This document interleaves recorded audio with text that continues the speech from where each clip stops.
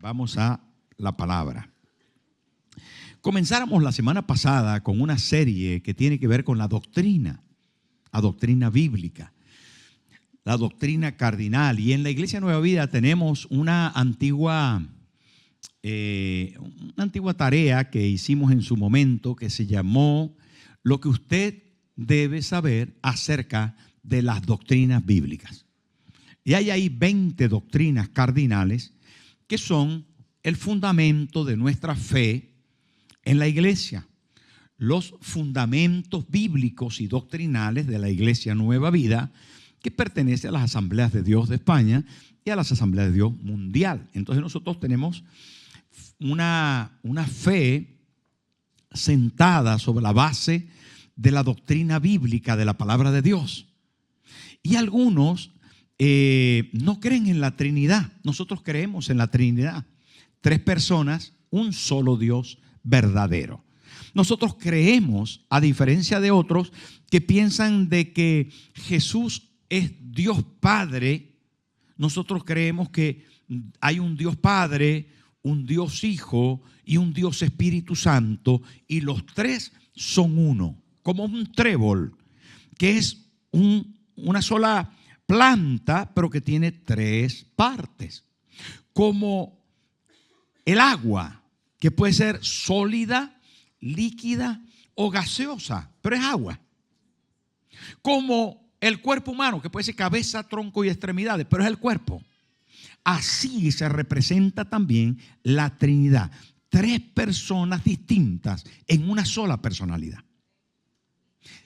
No 3 dioses, un solo Dios verdadero. Que no solamente son 3 personas, sino que se manifiesta de diferentes formas siendo uno. ¿Saben, queridos hermanos? Tenemos un versículo bíblico del que vamos a hablar y aparece en la pantalla en Jeremías, capítulo 9, versículo 23 al 24, y nos interesa mucho en estos días hacer fuerza al respecto de la doctrina. Y dice así la palabra de Dios: así dijo Jehová, no se alabe el sabio en su sabiduría, ni en su valentía se alabe el valiente, ni el rico se alabe en sus riquezas, mas alábese en esto el que se hubiese de alabar, en entenderme y conocerme, que yo soy Jehová, que hago misericordia, juicio y justicia en la tierra, porque estas cosas quiero, dice Jehová. ¿Qué tiene que ver eso con la paternidad? Mucho, mucho. Queridos amigos, el pasaje del profeta Jeremías, llamado también el profeta llorón, porque lloró mucho. Era una persona quebrantada por causa de la tarea que le tocó desarrollar frente a un pueblo que en ese momento era muy rebelde, contumaz, un pueblo difícil de llevar, un pueblo que no hizo caso a los principios bíblicos y a las directrices del Señor a través de sus profetas, un pueblo que además se rebeló contra el profeta, en este caso Jeremías, y Jeremías sufrió mucho. Fue apedreado, fue perseguido, fue maltratado, tuvo que salir corriendo, lo pusieron en circunstancias muy complicadas en muchas oportunidades y Jeremías tuvo que soportar. No obstante, Jeremías de ese sufrimiento se convirtió en uno de los profetas mayores. Digo, no mayor de edad ni de estatura, sino de cantidad de escrito. Porque hay profetas menores y se llaman así porque escribieron más cortito, como Jonás. Y hay profetas mayores por su cantidad de escrito, como Isaías, Jeremías, etc. Lo que quiero decirles es que a veces las circunstancias adversas nos permiten ser de más bendición para otros. La realidad del profeta Jeremías es que se levanta con una palabra poderosa para hablarnos acerca de estos principios. Y el versículo 23 es claro al decirnos: así dijo Jehová. No se alabe. Comienza hablando acerca de las personas y de en qué cosa deben sentirse bien, plenos. Tal vez, ¿verdad?, la palabra que se utiliza sea la apropiada, porque cada uno de nosotros queremos sentirnos a gusto o contentos con lo que hacemos y autosatisfechos. Entonces dice aquí, no se alabe el sabio en su sabiduría. Es evidente que la alabanza siempre pertenece a Dios, pero si lo suavizamos y le damos la capacidad de entendimiento para decir, bueno, yo esto lo he hecho bien, y pensemos que no es un tema de adoración o de exaltación propia, pero dice que el sabio, que por cierto, la sabiduría es uno de los fundamentos de la vida cristiana, así que interesante, pero dice, no se alabe el sabio en su sabiduría. Bueno, entonces, si la Biblia nos manda a ser sabio, pero dice además, ni en su valentía. Wow, pero es que la palabra de Dios nos exige, nos reclama valentía. Dice que los valientes son los que arrebatan el reino de los cielos. Pero encima dice, ni al rico. Y la riqueza, se supone que bíblicamente hablando, es un resultado de haber sido sabio y valiente para adquirir. Entonces, la riqueza, repito, como el resultado inequívoco de haber hecho las cosas bien, viene la riqueza al ser humano. Y Dios no está reñido con la riqueza, porque repito que cuando son legítimas, viene como consecuencia de la sabiduría, de la valentía, del trabajo, del esfuerzo. Valentía con V mayúscula, ¿no? Entonces se consigue, pero en este pasaje el profeta Jeremías, inspirado por el Espíritu Santo, dice, no se alaben eso. No se alaben eso.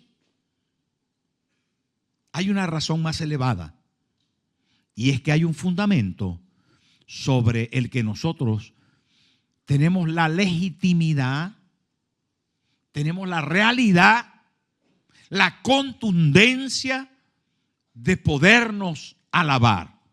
Y lo responde en el versículo 24. Más alábese en esto el que hubiese de alabarse. ¿En qué? En entenderme y conocerme, dice Dios. Wow. Tenemos la responsabilidad de conocer a Dios. El apóstol Pablo lo dijo con claridad, a fin de conocerle y el poder de su resurrección y la participación en sus padecimientos. Yo quiero conocer a Dios. Y debe ser cada uno de nosotros un código de vida. Yo quiero conocer más al Señor. Yo quiero conocer más a mi Padre Celestial.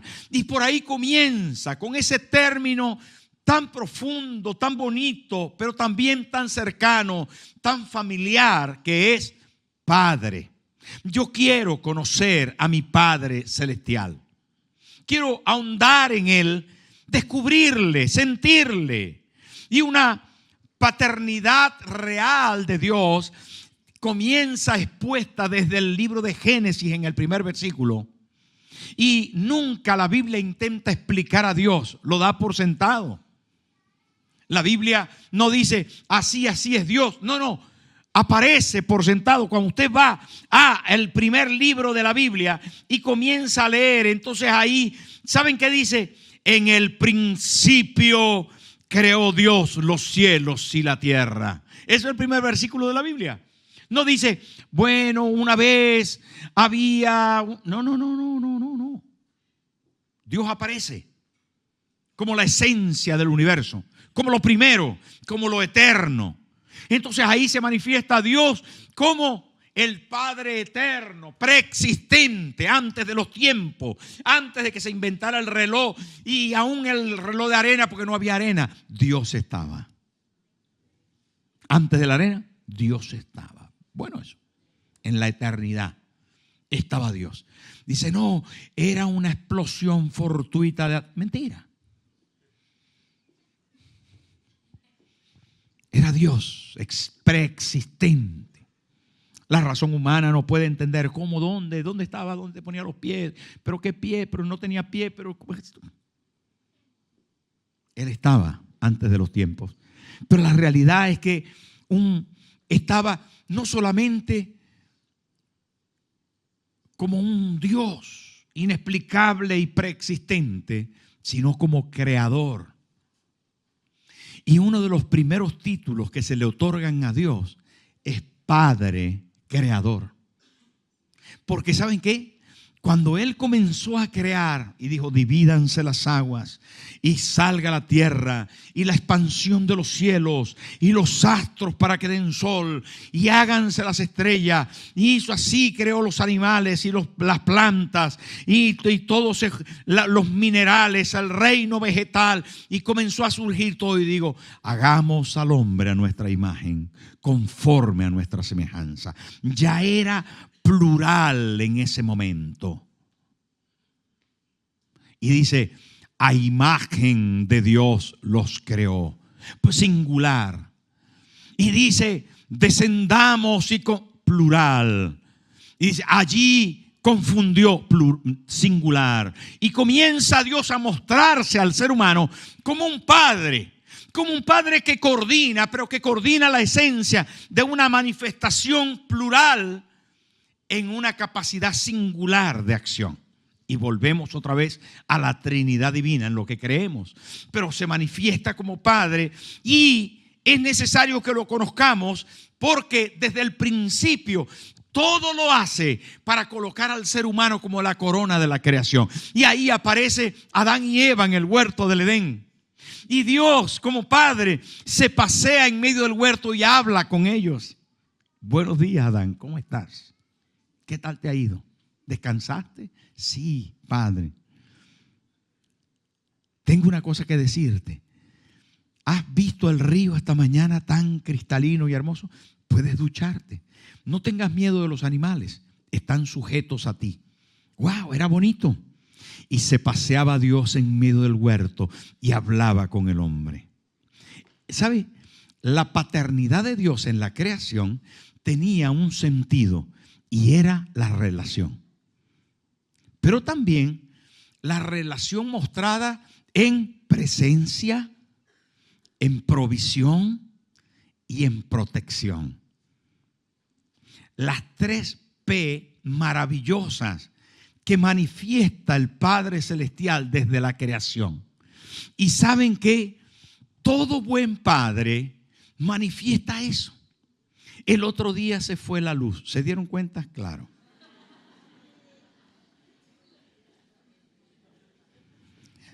A la hora, de repente estaban en mi casa Samuel, Gaby, Marco y Miguel. Estaba Darío y Becky con Enma y Jazz. Y estaba Dodo y Karen. Y estábamos Moribe y yo. A la hora estábamos todos en casa. Yo después le dije a Moribe, ¿te diste cuenta que hubo un apagón? Y que los chicos vinieron todos para aquí, para su casa. Tienes que tener más arroz preparado. Si pasa cualquier cosa, aquí le tienes. Porque ellos tienen un refugio. ¿Dónde? La casa de su padre y su madre tienen un refugio. Dios nos hizo así, no es raro, es lo natural. Es probable que usted le eche de menos al refugio de su padre y su madre porque están en otra parte, es posible. Pero normalmente eso viene de la divinidad, lo hemos heredado como sus hijos. Somos un refugio para los hijos, los que tenemos hijos. Pero ¿sabe qué? El Padre es un refugio para nosotros. Y lo hizo así desde el principio. Todo lo hizo hermoso en su tiempo. ¿Para quién? Para que Adán y Eva comieran.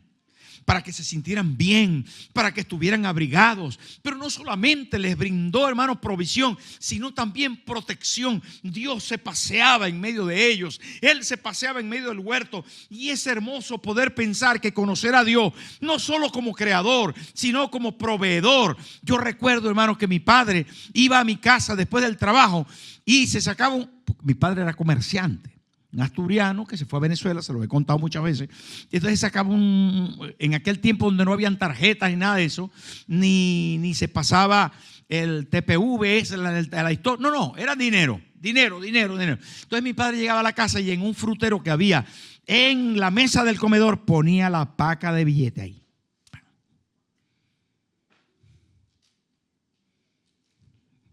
Y yo lo miraba así. Un montón de dinero así. Y no le daba miedo porque era seguro en ese tiempo Venezuela.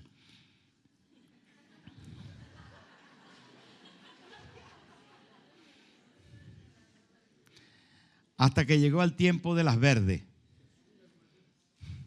o de las maduras.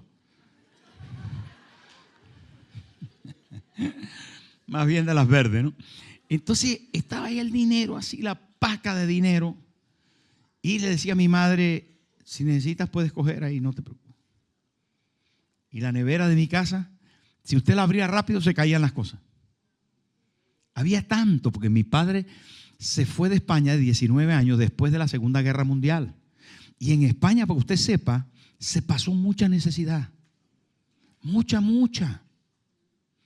Hermano, yo no sé si usted sabe la historia de España, pero los españoles que están aquí, que seguro sus abuelas les han contado, o usted que ha escuchado historias de los abuelos, se tiene que haber dado cuenta de la profunda, terrible y angustiosa necesidad que vivió España.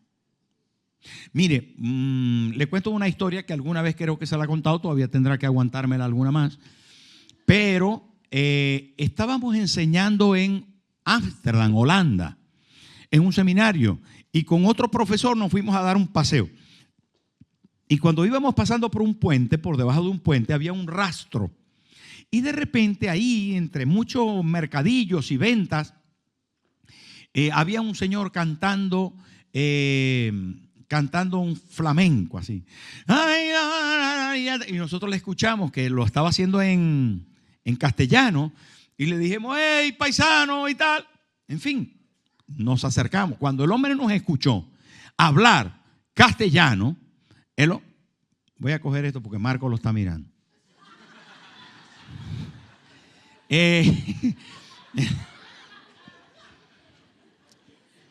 El hombre, una broma, Marquito, una broma, Marco. El hombre cuando nos escuchó hablar en castellano se echó a llorar, pero de una manera desconsolada, pero terrible. A llorar, pero una cosa que nos impresionó. Y entonces me acerqué, le puse la mano ahí, tranquilo, hombre, tal. El otro pastor también se acercó y lo cubrimos un poquito ahí, pero tranquilícese. Al final el hombre, un señor mayor. Y entonces le preguntamos, ¿qué pasó? Y me dijo, es que me vine hace más de 50 años de España y no he vuelto. De Sevilla me vine. ¿Cómo? ¿Por qué no ha vuelto? No he podido. No he podido volver.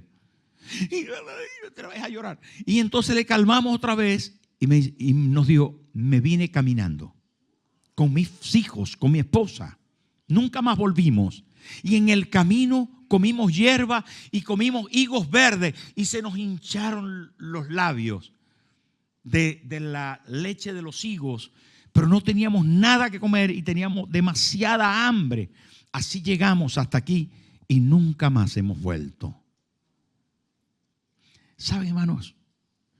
Pero él llevó a su familia buscando un porvenir, que es la historia de muchos en este tiempo y entre nosotros. Gente que ha tenido que priorizar en la vida de sus hijos, esforzándose, saliendo a lo mejor de su hábitat natural. Pero el Padre Celestial, hermano, tenía en su esencia la realidad de proteger, de proveer, de ayudar, y creó para nosotros un Edén Un Edén que rechazamos por nuestra rebeldía en la vida de nuestros padres originarios, Adán y Eva. Pero Dios planeó para nosotros el bien. Más adelante el Padre Celestial, que había provisto y proveído, hermano, se hizo padre para Israel. Y dice: Benjamín, mi hermoso niño, dice el profeta, hablando Dios hacia el pueblo de Israel. ¿No es hermoso acaso mi hijo? ¿No es de valor Benjamín para mí? Es precioso eso.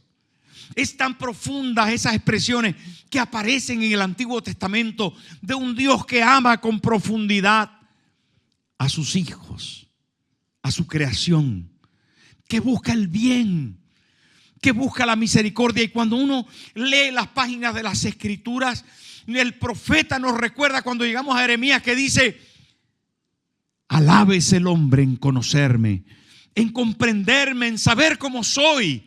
Hermano, y Dios se va manifestando en el Antiguo Testamento como Padre, como proveedor, como ayudador, como un Dios que acompaña con nube, con fuego, que calienta el terruño, que asiste para ver cómo puede bendecir y ayudar a su pueblo.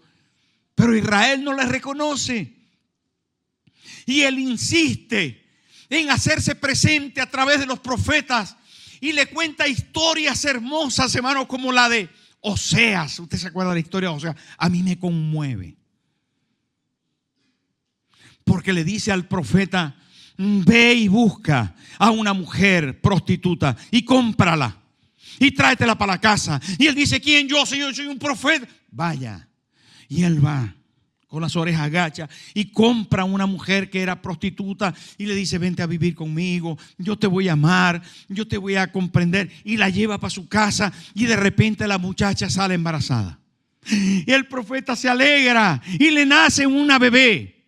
Y viene otra vez al otro año y sale embarazada. Y entonces Dios le susurra al profeta: puede que no sea tuyo. ¿Cómo? Es impresionante la historia, es impresionante. Léala, lea la Biblia. Y es Dios como padre, como esposo, como marido, como una persona cercana. Y al otro año la muchacha vuelve a salir embarazada. Y Dios se acerca al profeta y le dice: esta seguro que no es tuya. ¿Y sabe qué? Él le dice: ¿y esto qué es? Y la muchacha se va y lo deja con los 3 niños. Y Dios viene otra vez al profeta y lo encuentra llorando, roto, desvalido. Y como un padre que quiere cuidar a su hijito, y le dice: Oseas, tranquilo, te voy a mostrar el camino del amor. Ay, hermano, es impresionante. Te voy a mostrar el camino del amor, como le muestra un padre la senda de la vida a un hijo. Se acerca y lo ama profundamente y ama a su familia y le provee de seguridad. Y le dice: ve y busca a Gomer, perdónala, cómprala de nuevo. Y habla a su corazón en el desierto, la llevas al desierto y háblale al corazón y dile lo mucho que le quieres y tráela de vuelta a la casa.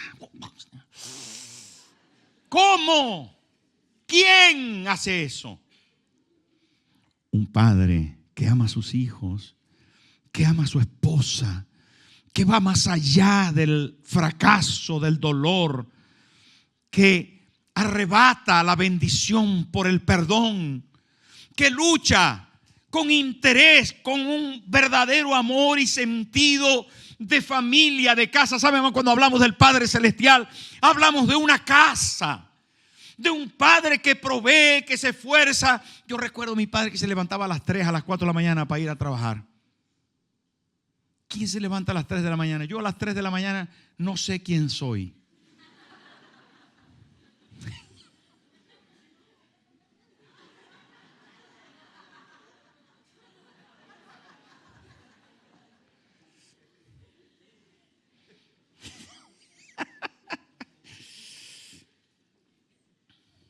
Y a las 4 menos.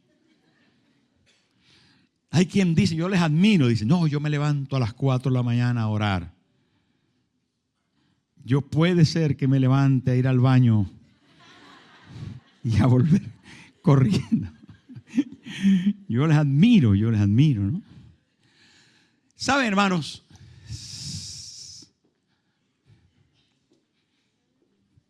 24 dice: mas alábese en esto el que hubiese de alabar. Cuando hablamos del Padre Celestial, hablamos de ese Dios maravilloso, hermano, que nos ama con profundidad, al que tenemos que entender su valor, entregando a su Hijo Jesús, Dios hecho carne, para morir por nosotros y reconciliarnos con Él, para mostrar el más profundo amor con alguien que no se lo merece, que soy yo y que es usted, con alguien que rompió las normas, que quebró el valor, que se fue a la provincia alejada y malgastó los dones, talentos y bienes que Él nos proveyó con amor. Saben, el libro de Oseas, vuelvo a él porque es muy sensible y me gusta mucho. Dice el profeta Oseas hablando de su esposa: y ella no reconoció lo que yo le daba, y utilizó los ungüentos y los adornos y el vino y el aceite que yo le proveía, y se lo gastó con sus amantes. La ropita que le había comprado el profeta se la lució a sus amantes.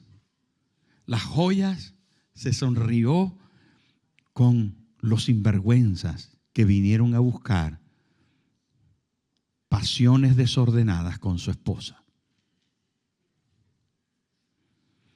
Pero Dios, viéndonos perdidos, envió a su Hijo a buscarnos. Y cuando el Señor lo quiere explicar, habla del hijo pródigo. En estos días me encontré con una expresión que dice que el padre estaba esperando que su hijo volviera, así en el portón de la finca. Esperando, todas las tardes salía a ver si su hijo volvía. Un día volverá mi hijo. Y un día vio a alguien que venía tan lejos, pero venía con una ropa fea, rota, venía un poco desgreñado, mal peinado, y pensó: no puede ser. Pero a medida que se fue acercando, dijo: es posible que sea él, es de la misma estatura. Se fue acercando y al final se dio cuenta que era él.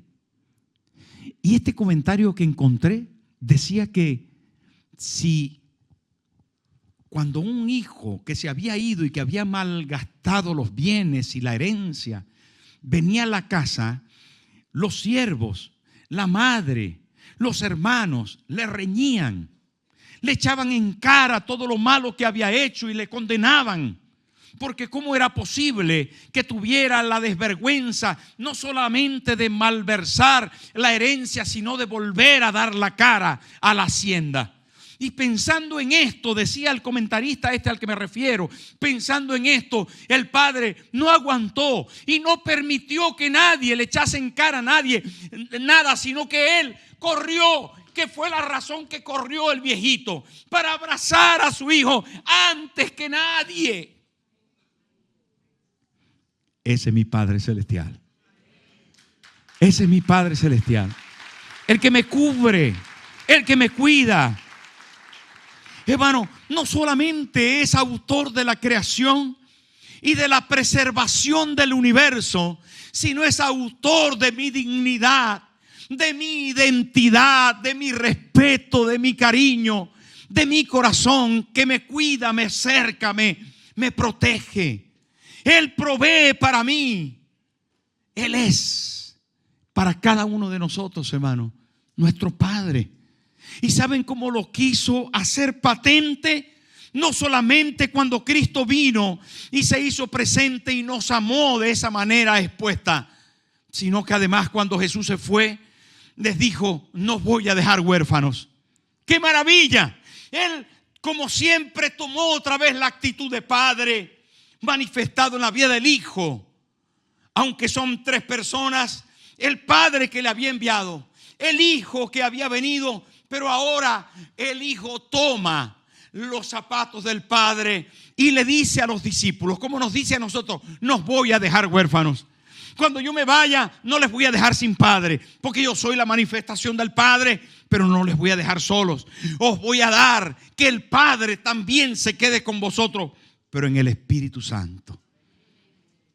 Y Él va a estar dentro de vosotros y va a crear una nueva oración que no es una repetición, que no es una cláusula dicha, que no es una oración sin sentido, que es algo que van a hacer de vuestro interior, porque Él lo va a producir dentro de vosotros y va a decir dentro de vosotros: Abba, Padre. Qué bonito. ¿Sabe qué quiere decir eso? Papito, papacito, papaíto, o como sea. Pero es con diminutivo, con sensibilidad. El Espíritu Santo va a producir dentro de nosotros el decirle: Padrecito, papá.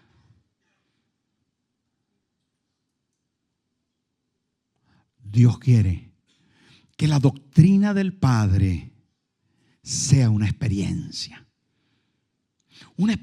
donde lo podamos conocer. No solo, hermanos, que sea una religión. Yo voy a la iglesia este domingo, el otro domingo. Sí, yo voy a la iglesia, yo me sé las canciones. No es eso. A ver si ya despertamos.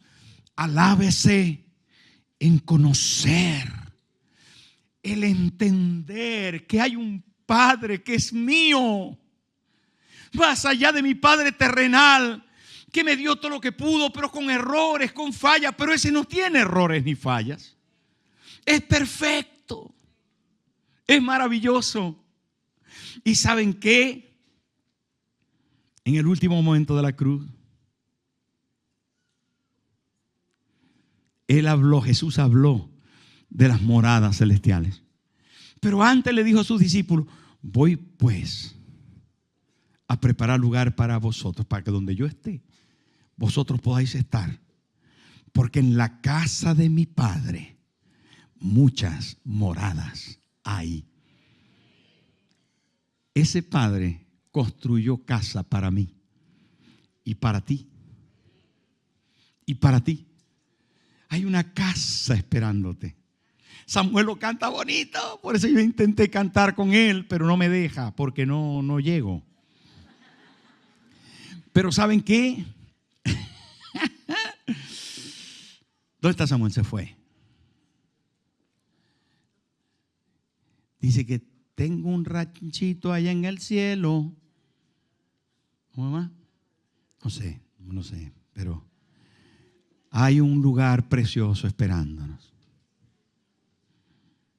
Voy pues a preparar. En la casa de mi Padre muchas moradas hay. Bueno, la cosa es, llegamos al entendimiento de lo que quería transmitirle, y es: ¿cómo es el Padre Celestial para ti?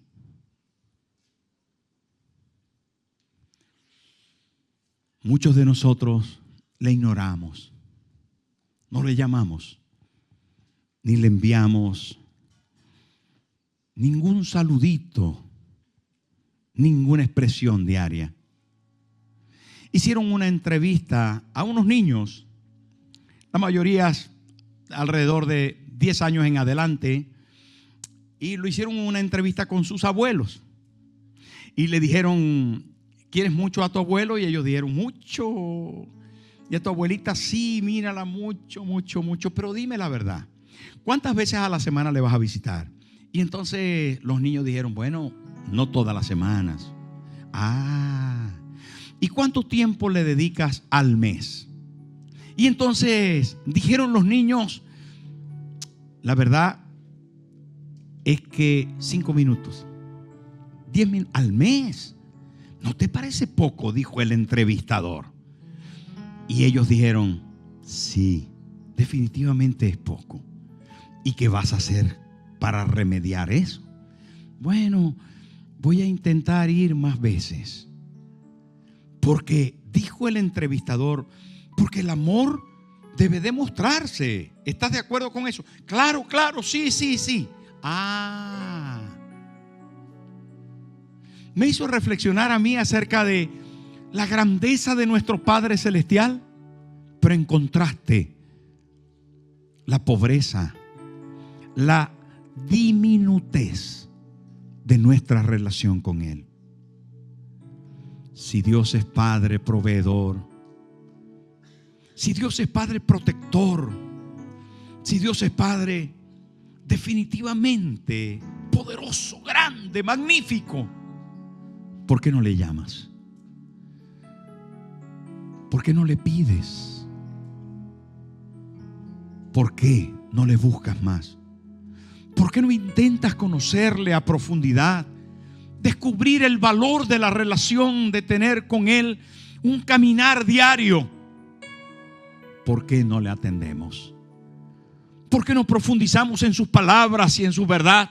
Sino que nos dedicamos a pensar nosotros, a actuar en nuestro propio sentimiento, en nuestra propia capacidad, en nuestra valentía, en nuestra riqueza, en nuestra sabiduría, como bien lo dijo el profeta Jeremías. Pues bueno, para eso estamos aquí, para recordar que Dios quiere que le conozcamos, que Dios quiere que le entendamos, que en su amor demostrado Él quiere que le sirvamos, que le amemos con todo, porque es ahí la respuesta de una vida cristiana consona, apropiada, ideal para nosotros, no para Él. Él siempre va a estar ahí esperándonos. Pero ¿qué tal? ¿Qué respuesta le das? Ponte en pie, por favor.